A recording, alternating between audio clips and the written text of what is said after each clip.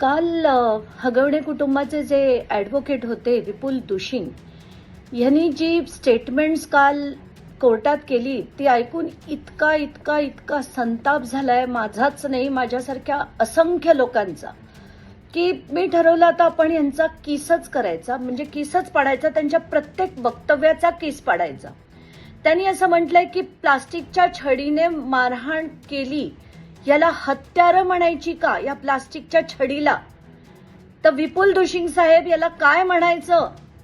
त्याला दुसरं काय नाव आहे? हे हत्यार नाही का? कारण त्यांनी जर कोणाची हत्या होत असेल तर त्याला हत्यारच म्हटलं जातं. दुसरं म्हणाले की नवऱ्याने बायकोच्या कानाखाली मारणं म्हणजे छळ आहे का? विपुल दुशिंग साहेब, you are an officer of the court. तुम्ही असं असताना वाटेल ते जे बोललात, तुम्ही डोमेस्टिक व्हायलन्सचं समर्थन करताय का?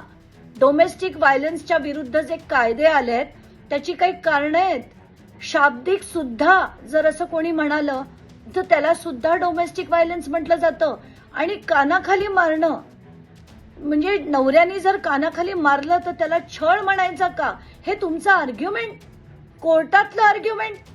मला तातडीने पहिलं सांगायचंय की पुणे बार असोसिएशननी यांचा सनद रद्द करण्यासाठी मूव्ह केलं पाहिजे.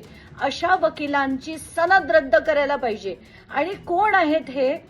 आणि त्याच्यात ते तिच्या चारित्र्यावर शिंतोडे उडवतायत.